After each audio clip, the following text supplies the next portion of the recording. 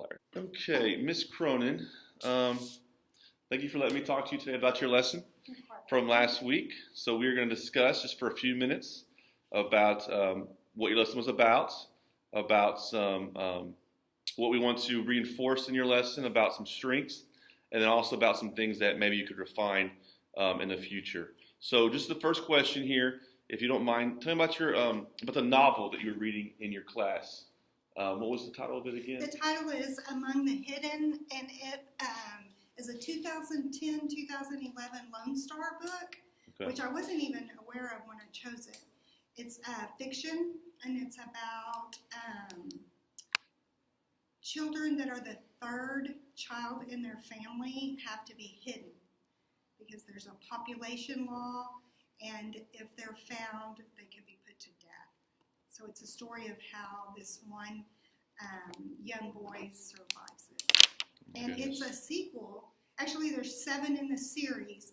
So I chose that in hopes that they would want to read the next book.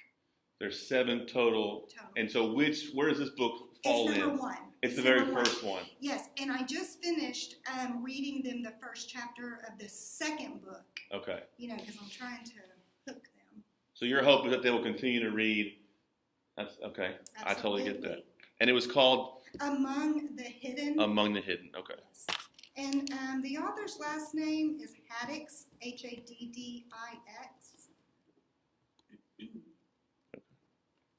Okay.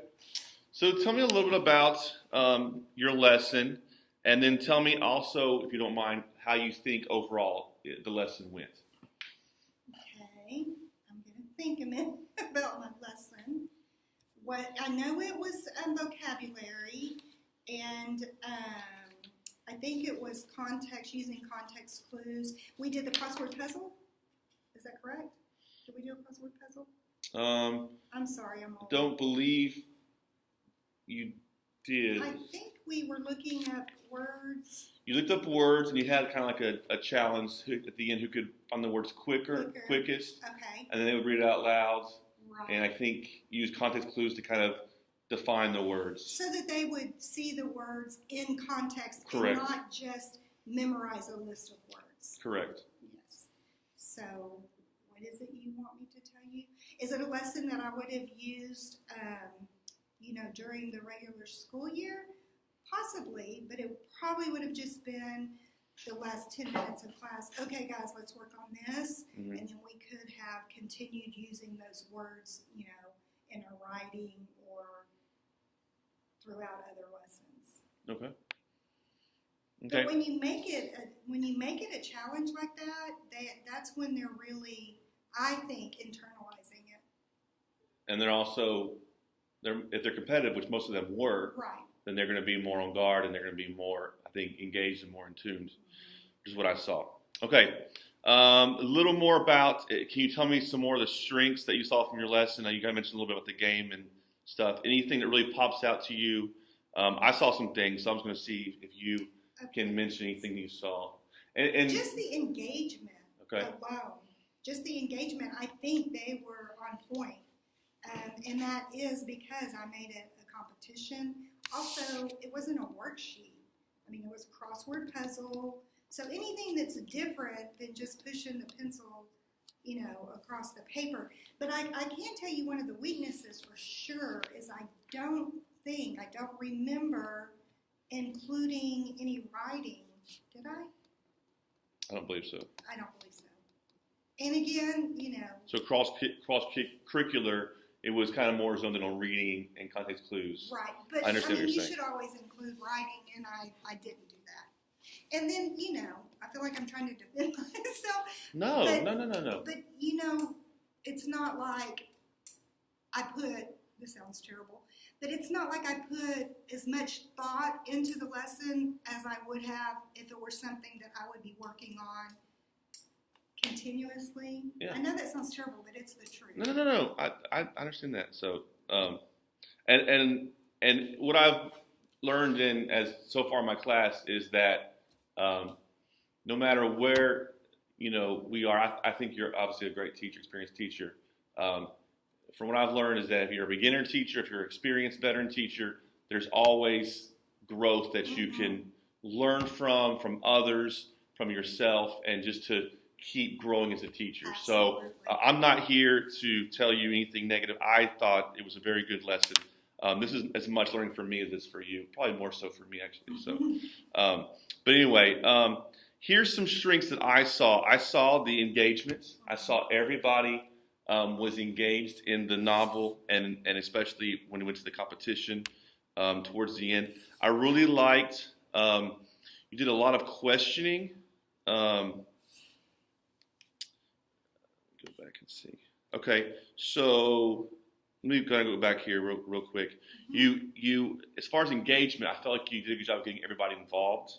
I think you started off reading the novel yourself, and then you gave chances for other students to read. Like at 9:35, you read, but 5 minutes later at 9:40, you say, "Go ahead, Julie," and you had her read. Okay, so everybody, it seemed like they were involved. And then your questioning was good because, like at 9:42, you stopped the novel and you said to someone, "Did you catch the sarcasm?" So you were really trying to help them hone in, not just read it, but really pick up on those clues in the text. And then right thereafter, you asked a question: "What has he just learned, Michael?" Which is really good because you're not just what we would call choral questioning. You're not letting everybody, answer, which is usually those kids who are the ones who always raise their hand. They want to, always be the vocal ones. But you're actually picking someone, specifically Michael, to answer the question. So the engagement was very good. Your questioning was good. And then I also like that you had, I made little tally marks, and you actually, I think, called in everybody in the class. So everybody was involved. I tried to Yes. do that. And I also noticed that when you were reading or they were reading, you were walking around, pacing, and you were having close observation from all of your students. So that was some very, very good positives that I saw. I didn't write down the competition thing, but that also would help with your engagement as well. Let's see. Are there any other strategies? I know this is like kind of a short summer school. It's a short time frame.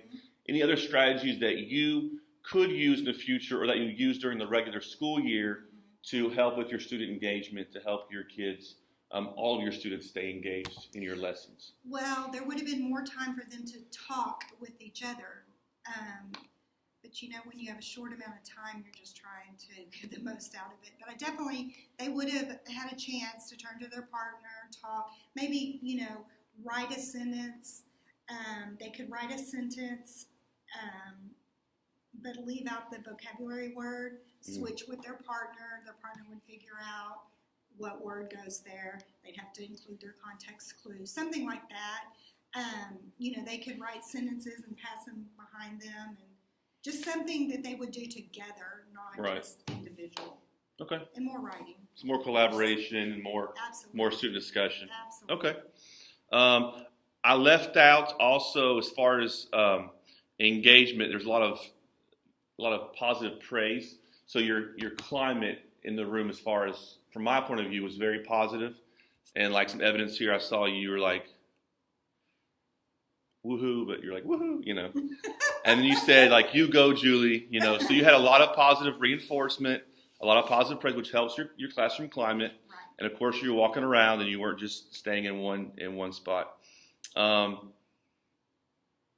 way I praise, I just try to praise in terms that would make them feel good. Instead of saying, that was a great point you made, Julie. I think it's more real to her to say, you go, girl, or where they feel that. And if you call them by name, then that makes it more personal to right. I think. I totally agree with that. And this is more of a specific question. Okay. Any other strategies to help them maintain engagement, specifically reading a novel? Like examples like a reading guide, or do you ever use ebooks or audiobooks like during the school year? Is there any other means that you could use? Well, definitely like guiding questions. Okay, guys, today we're going to read and we're concentrating on character traits. So as you're reading, I want you to think about Luke as he's hiding in the attic. Mm-hmm. Like give them a reason, a purpose to read. But then you have to, hold them accountable. I think the key, though, is to find something high interest, and then you don't have to worry as much about that. And that sounds like such a simple thing, but it's huge, huge. And when you go to find something for them to read, I mean, like I read that book before I chose it, because if I don't like it, chances are they're not going to like it either. Right. But basically guide it, just tell them why you're reading it. What is the purpose? I want you to look for this, listen for this, because after we read, then we're going to get together in groups. So when you say high interest, let me ask you this. What could you do, because the book, it's about a third. It's a little different than our normal. Right. In the U.S., there's no law. Okay. Right. So in terms of keeping that whole engagement and high interest thing, what could you do, or what could you have done to maybe make it more relevant to their everyday life? Well, you know what, Paul? Mr. Barry knows someone who's a Holocaust survivor. That's it. That's true. And so we tried to get her out. She's 82. One day she got stuck in traffic. Another day she wasn't feeling well. Yeah. So, but we did try to do that, because I think that would have made it, very real to them, and they were very disappointed. Every day they could, Miss Cronin, is she coming? So we did that, and then we talked about China, how China, and I know I should have done some research. I'm not 100% sure they haven't done away with that. I believe they either are, they're in the midst, or they're right? going to get rid of it. That's what I told them. And see, I wasn't in there that day you mentioned that, because I was going to ask about China. I didn't hear that. So it must have been the day before I came or after or something. So. And because I didn't, I said, but this is a great opportunity for you to do some research. So you went through and you talked about China's law and how it may be the best example today of our generation to explain that. And that it's probably a reason that there's a lot of Chinese children adopted. That we have a lot of adopted Chinese. Okay. We're kind of finishing up here. What are some specific strategies in the future, not necessarily for this novel, but in reading a novel that maybe is a little different from what our students understand, in their own lives? What are some other strategies you could use in the future to help make it more relevant to their lives, or even more hands-on, or just more meaningful, I guess you might say? Well, I'm going to think about hands-on for a minute, but there are a lot of video clips that you can use. For instance, we read Iqbal, and it is a true story about child labor. So when we read that novel, then we go into how Hershey's chocolate uses child labor, and they do not PowerPoint. What is it they use? I'm old. I don't know all about that technology. What is that called? Older than PowerPoint? But they. I'm trying to. No, I'm old. Oh. It's newer than PowerPoint. Anyway, they watch these videos, and it's about child labor from different countries, Okay. and they really, really get into that, because it happens. It's happening right now. Matter of fact, a student came by. This was a couple years ago, but a student came by, and she just paused at my door, and she held up a candy bar, and she said, "Miss Cronin, this is Hershey's, and we're selling it here." Like, that's how they get into it. As far as hands-on, it just depends. Like, there's another novel that we do, and it's Freak the Mighty. And the student, the character, one of the characters, has, a syndrome, and I'm not going to be able to remember the name of it. But in that one, we did stations, and it was much more hands-on. Mm-hmm. They had to go, and then, like at one station, they were blindfolded, and then they had to figure out how to do something. And there were different stations like that. And so that makes it real, because they can, in some small way, feel like how he does. Yeah. So. And in the lesson, like one of the words was like mime, I think. And I think you stopped and had the kids describe the mime or something. And do it. Right. And anytime there's a way they can stomp the floor or linoleum, anytime that you can get them to move, especially because our students are ELL, so they need that. But yeah, just trying to think. I mean, I've done. Oh, good grief! There's a million ways to. Yeah, I understand that because there's less time that you're limited. But like those vocabulary words, you could have done a little more as far as, like you said, your stations or something. But part of the problem I realize is that we're not on our campus. Right. And like for me, I can't do everything I want to do with my students. So I understand that. But you would incorporate some hands-on or some movement using things in the story to make them kind of pop out of the story, exactly. I guess. Last question about this. Would that include props, or is that something you could have incorporated? I know you don't always have those, at your convenience, but. Well, no, like we do, when we do plays, we do a really short little, not even 3 weeks on plays, but like when we do The Prince and the Pauper, there's always room to do like a short skit. Okay. And they like that a lot. Okay, that would be you're awesome. You're going to be Prince and you're going to be Pauper, and then they love that. But Paul, you don't even really have to have real props. Like they can draw a crown, hold it on their head. Yeah, something cheesy or something. They love that. Yeah. But you can, have them bring props too, and they love that. I know it's so cheesy, but it's like, it's just something different, think junior high, cheesy's good. Oh, no, I totally agree. I love cheesy. For the mime, I know they usually use the white gloves, but you could probably use something silly like those gloves they use in the kitchen, the plastic. If you could probably go from our school or something. It's true. That's a great idea. So overall, from our discussion today, can you just sum up for me some of what I said, some of the positive things that I saw or that we talked about from your lesson? Some of the things that you observed, yes. Or that you mentioned also. The engagement. Okay. You mentioned that definitely because that's so important. I mean, if they're not engaged, they're not learning. The praise, and I think I don't even realize I'm doing that. I think it just comes natural because if you have that relationship, it's like your child at home. If your child does something, you're going to say, "Oh, way to go," or whatever.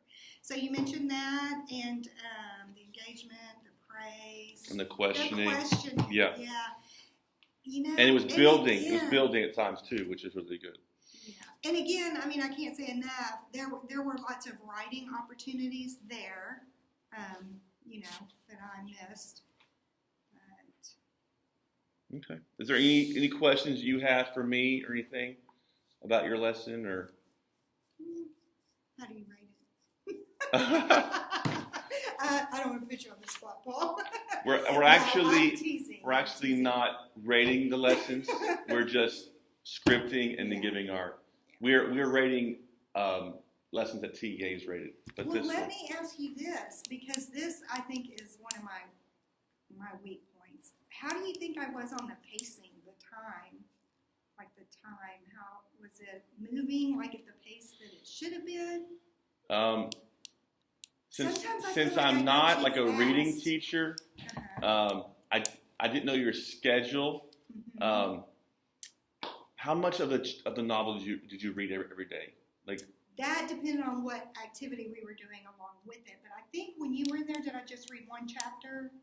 Maybe two? I thought it was two. Okay, it could have been. I thought maybe you could have stopped a little earlier with the reading, or you could have even done reading the whole time and just broken it up a little bit more. But I was thinking that same thing. Maybe read and then do the vocabulary and then close it with another. Is that what you're saying? Yeah. Close it, yeah.